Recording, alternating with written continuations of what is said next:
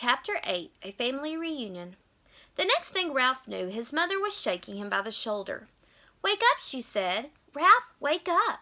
Room service has brought us another meal."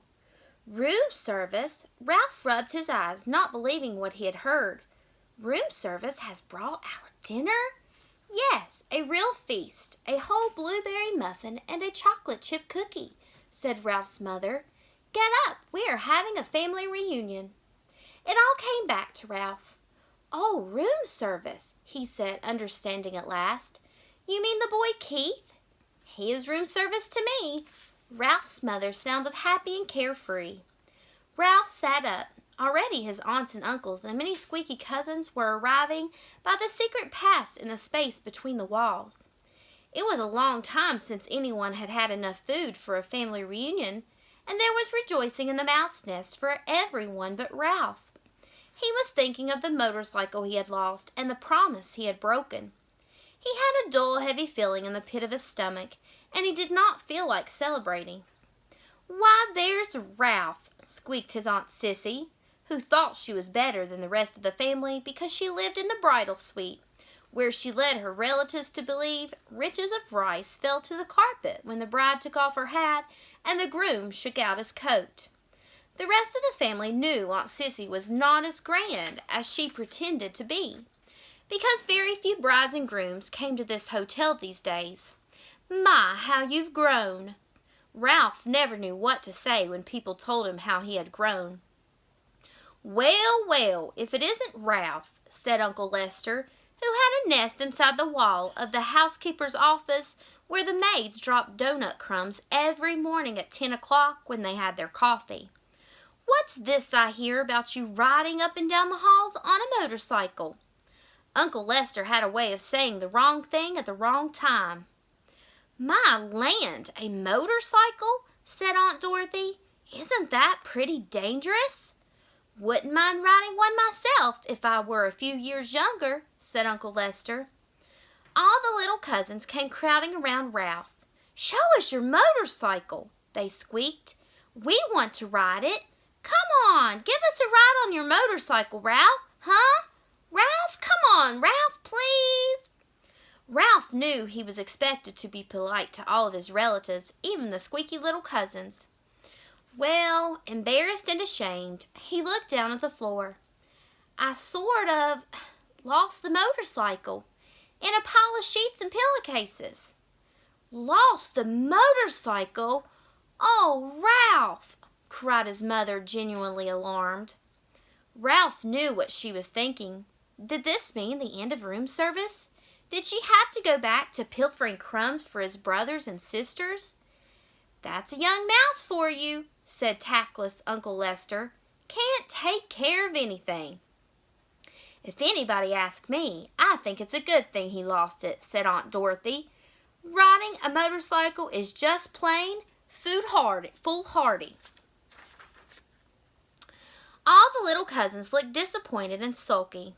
"I don't think he ever had a motorcycle," said one. "I bet he just made it up," said another, and the rest agreed. Ralph felt terrible. The family reunion swirled on around him. The muffin and cookie were divided. Cousins fought over the blueberries. Uncles, usually overweight uncles, asked for second helpings. Everyone talked at once. The little cousins finished their dinner and went racing around the mouse nest. The aunts and uncles raised their voices to be heard above the racket their children made. Suddenly there came from the knothole a noise that drowned out the squeaks and squeals of young mice at play. Shh! Not a mouse moved. They looked at one another, too terrified to speak. "Psst!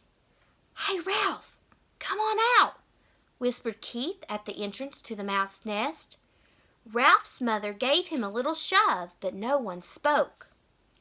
With heavy feet, Ralph walked to the knothole, but he did not go out into room 215. "What do you want?" he asked. "You and your family better be quiet in there, or my mother will hear you." "You know how she is about mice," Keith said. "I don't know why people say things are as quiet as mice. You sound like a pretty noisy bunch to me."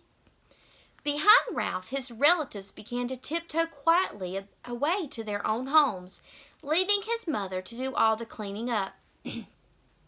"Did you have a nice picnic?" Ralph asked, dreading what he must tell the boy. "Yes, we saw an old mining town with a real jail with bars on the windows."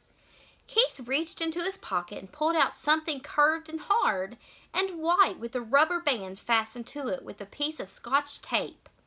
"I brought you a present," he said. "Come on out." Puzzled and curious, Ralph squeezed through the knothole. "What is it?" he asked. Whatever the object was, he had never seen anything like it. "Half a ping-pong ball I found down in the game room," said Keith. "See, I padded the inside with thistledown and anchored the rubber band to the top with Scotch tape." "What for?" Ralph still did not understand. "A crash helmet for you." Keith set the half ping-pong ball on Ralph's head and slipped the rubber band carefully around his whiskers until it rested under his chin. "There, that's just right.